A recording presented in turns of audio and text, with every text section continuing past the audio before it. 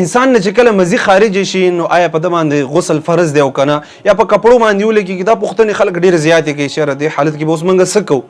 ګورئ دلته کې دا مسله یاد ساتئ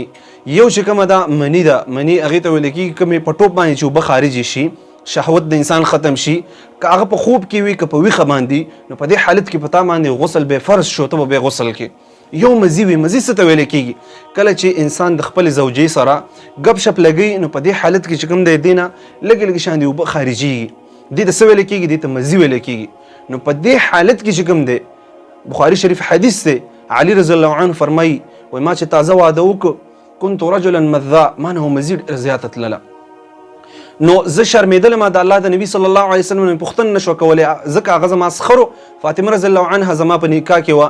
نو ما مقداد بن اسود رضی الله عنه ته وویل چې ته لاړ شو د الله د نبي صلی الله علیه وسلم نه پوښتنه وکړه وایي ځکه وایي ما دومره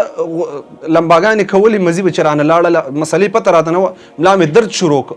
نو چې کله د الله نبي صلی الله علیه وسلم ته ورغې هغه ورته وایي یا رسول الله مقداد بن اسود رضی الله عنه فرمایي ورته چې داسې یو مسله ده چې چا نه مزي ځي نو هغه به څه کوي د الله نبي صلی الله علیه وسلم ورته وفرمیل اغسل ذکرک ویتوضا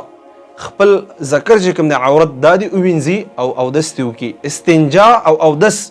دغه دواړه چې کوم دي کله چې د انسان نه مزي خارجه شي نو په دغه حالت کې چې کوم دی انسان باندې څه شی دي صرف به اودس کوي استنجا او اودس دا دواړه چې مزي کله لاړه شي او کله چې مني د انسان نه خارج شي بیا به چې کوم دی هغه به غسل کوي